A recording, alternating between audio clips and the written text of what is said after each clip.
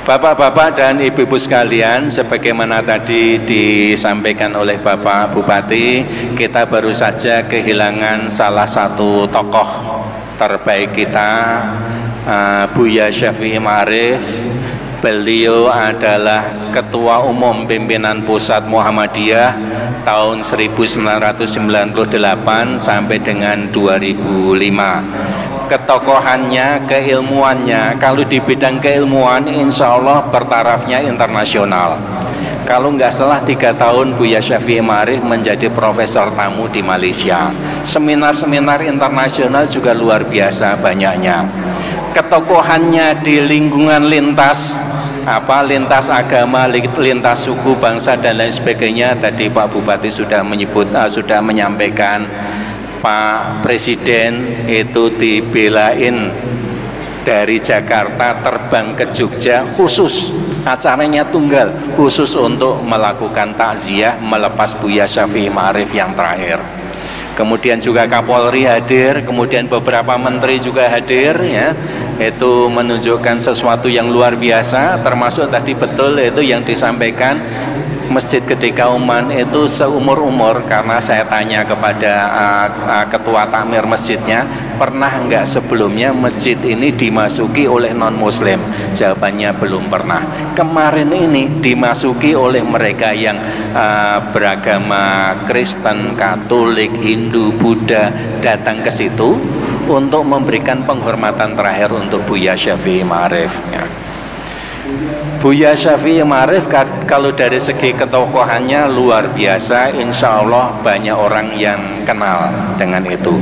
Beliau adalah jembatan yang bisa menjembatani antara umat Islam, khususnya Muhammadiyah, lintas agama dan dengan pemerintah.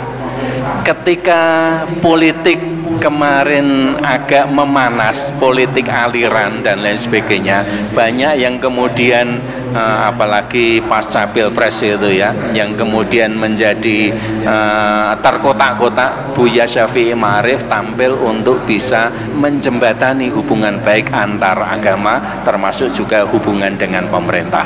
Ini orang yang agak jarang yang seperti ini.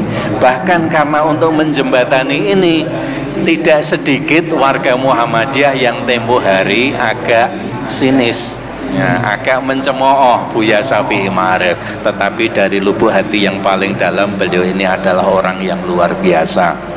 Sampai akhir hayatnya, Buya Syafi'i itu menempati satu rumah yang dulu dikredit ketika awal jadi dosen, ketika pulang pertama kali dari studi di Amerika, dikredit, dan baru 15 tahun kemudian rumah ini lunas.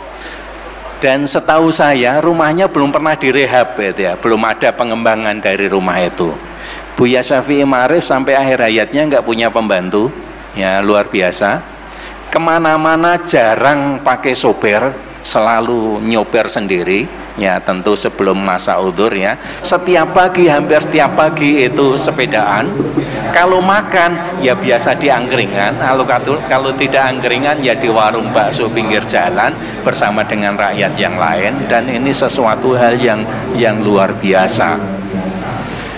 Buya Syafi'i memang kalau dari segi harta beliau tidak silau. Kalau dari segi kemungkinan, kemarin dari staf kepresidenan itu menyampaikan dulu Buya Syafi'i Ma'arif itu pernah ditawari untuk menjadi komisaris utama salah satu BUMN yang besar. Insya Allah kalau jadi komisaris utama itu ya lumayan lah penghasilannya, ya lumayan, ya. Tapi Buya Syafi'i Ma'arif ketika bertanya pekerjaannya apa, rapatnya berapa kali sebulan atau setahun dan lain sebagainya, ketika dijelaskan itu Buya Syafi'i kemudian mundur teratur, karena menganggap kalau saya dapat penghasilan dari situ, ini berarti saya makan gaji buta, gitu. Luar biasa, gitu, ya. Pernah juga Buya Syafi'i dulu ketika menjadi One Team Press, Dewan Pertimbangan Presiden, pertama kali yang ditawari untuk menjadi ketua dewan itu adalah Buya Syafi'i. Tapi Buya Syafi'i juga tidak berkenan, tidak bersedia.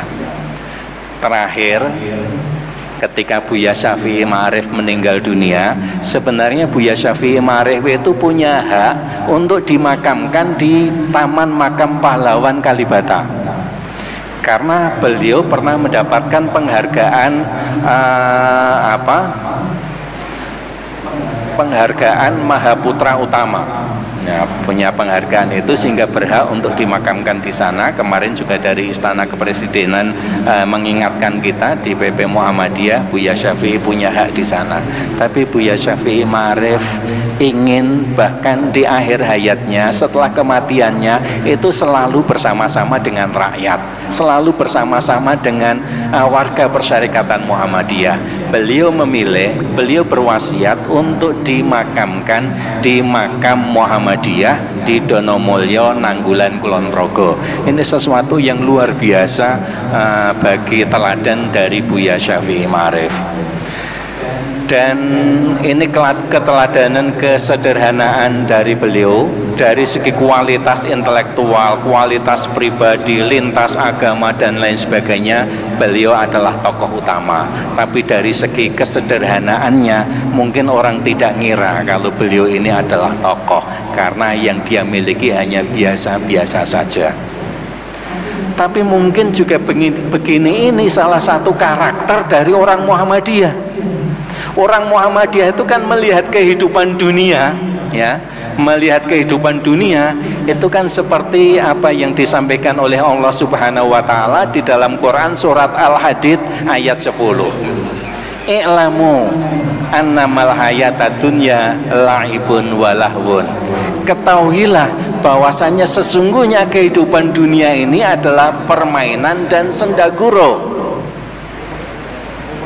Kemudian di akhir ayat itu ditutup dengan wa mal hayatud dunya illa mataul ghurur, dan tidaklah kenikmatan dunia kecuali hanya mataul ghurur, dan tidaklah kehidupan dunia kecuali hanya mataul ghurur, kenikmatan yang melalaikan.